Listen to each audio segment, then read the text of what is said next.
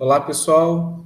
Boa tarde para vocês, alunos do 8º ano do Ensino Fundamental. Aqui é o professor Rafael, da disciplina de História. E nós vamos dar início, então, à nossa aula de hoje, dia 21/7/2020. Bom, o tema da nossa aula, né, e o nosso roteiro de estudo hoje, ele compreende ao tema hibridismo e diversidade cultural. Então, boa tarde a todos. Vamos iniciar a nossa aula falando aí então sobre esse eixo temático hibridismo e diversidade cultural. Anote aí no seu caderno a data de hoje, né?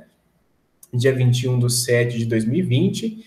E nós vamos então compreender esse eixo temático. Nós vamos então compreender esses temas tão importantes para nós vivermos em sociedade. Bom, o primeiro tema, né, que o professor gostaria de trabalhar com vocês é o conceito do que é cultura. É muito importante nós entendermos o que é cultura para que nós possamos também entender aquilo que é hibridismo cultural, tá joia? Então depois vocês vão ter até uma atividade na plataforma para realizar sobre esse eixo temático.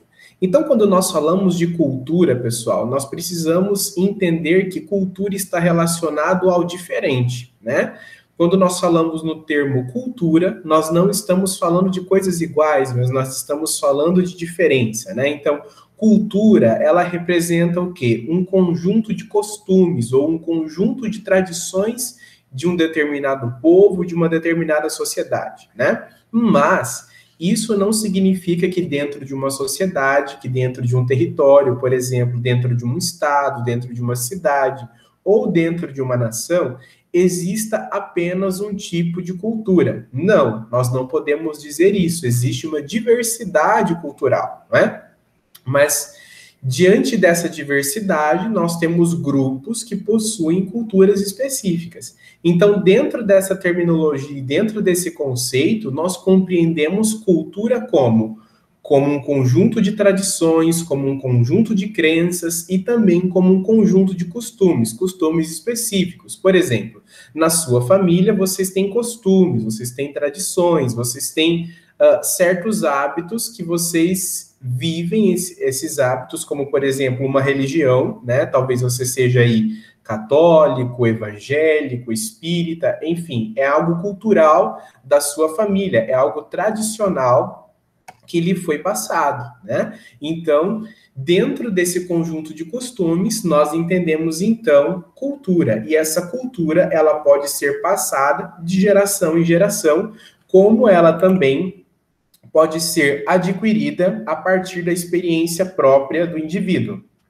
Por exemplo, a minha família, ela pode vir de uma cultura religiosa católica, mas ao longo do tempo eu posso fazer a minha experiência pessoal e eu posso passar a me tornar evangélico, eu posso passar a me tornar espírita, por exemplo. Então, a cultura, né, pessoal do indivíduo, ela também pode ser aí alterada, ela também pode ser aí modificada. Tá joia, pessoal? Dessa forma, a gente também compreende a cultura como um patrimônio social, como um patrimônio para a sociedade também. Por exemplo, as festividades populares da região norte, nordeste, a festa do Boi-Bumbá, o carnaval, que é tão típico nosso, né? Essa festa cultural aqui no Brasil, tão importante.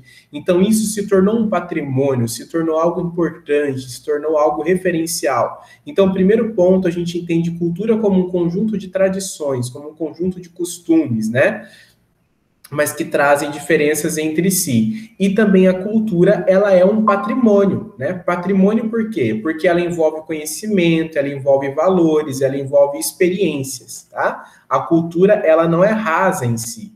Então, a cultura, ela pode ser compreendida nas suas diversas abordagens, como uma crença, como uma religião. A cultura também pode ser uma língua, né? Nós estudamos aí Grécia Antiga, e nós falamos da religião daquele povo, por exemplo, que era politeísta, ou seja, acreditavam em vários deuses. Isso era cultural, né? Hoje, boa parte da população aí compreende, por exemplo, o cristianismo como apenas um Deus, Mas na Grécia Antiga eles eram politeístas, né? Acreditavam em vários. O cristianismo, ele é monoteísta, ele acredita em um Deus só.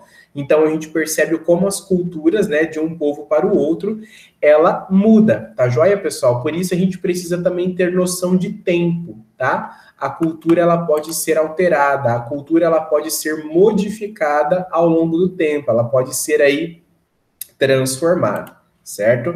Então nós começamos a entender aqui o que é cultura. A primeira coisa que o professor falou foi o que é cultura, que ela pode ser repassada de geração em geração e ela também pode ser mudada pela experiência própria do indivíduo.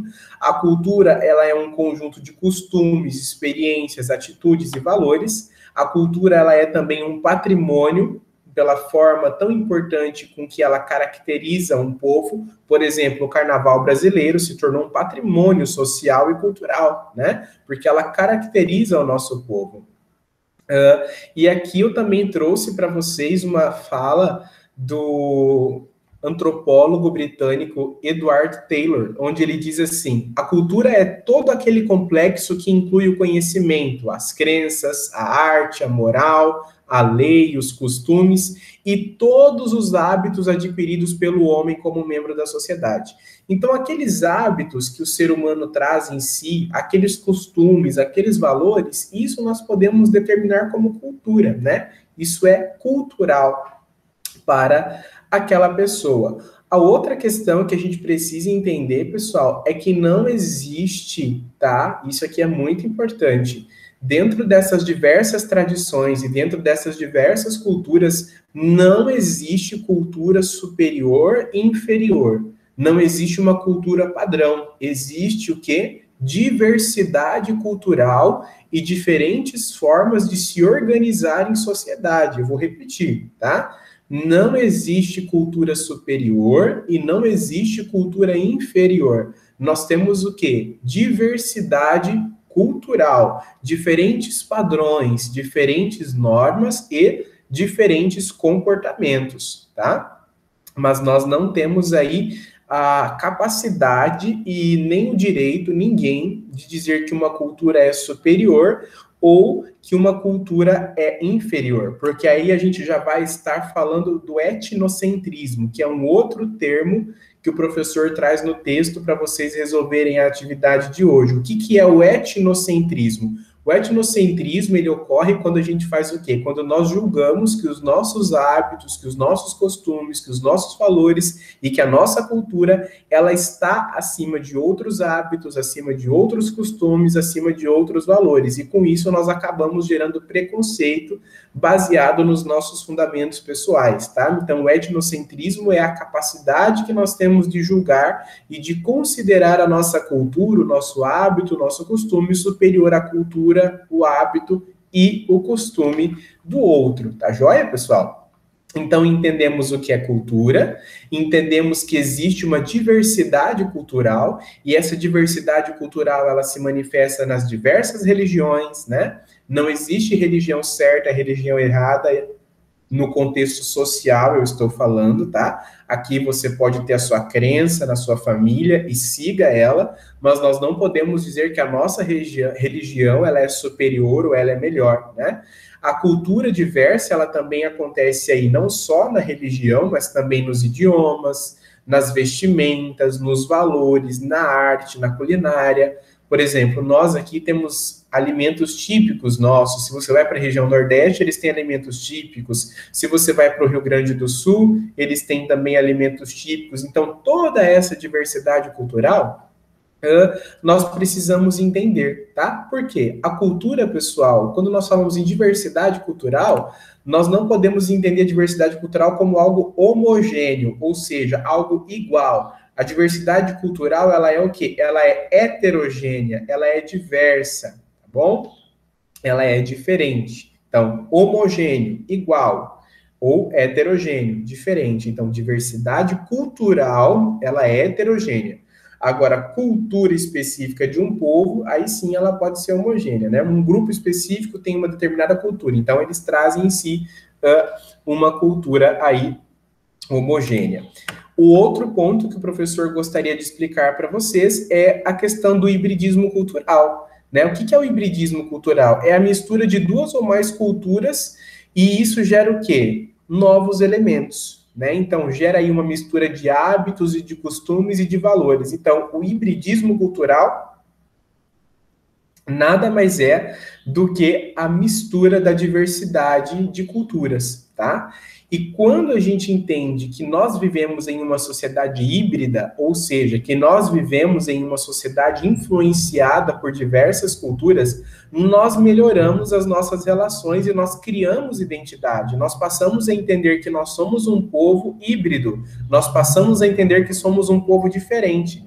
Quando nós entendemos que nós somos pessoas diferentes, com pensamentos diferentes, religiões diferentes, culturas diferentes, e que ninguém precisa pensar igual a ninguém, isso gera o que em nós? Isso gera respeito, isso gera tolerância, isso gera valorização da diferença do outro, isso gera tolerância cultural, tolerância religiosa, de gênero. Eu não agrido o outro porque ele tem uma religião diferente da minha, uma cultura diferente da minha. Eu não agrido o outro porque ele é de um gênero sexual diferente do meu. Eu não agrido a família do meu amigo porque ela é formada por dois pais, duas mães, ou apenas pelos avós, ou só por um pai, ou só por uma mãe. E a gente precisa estar atento a essa diversidade também, pessoal.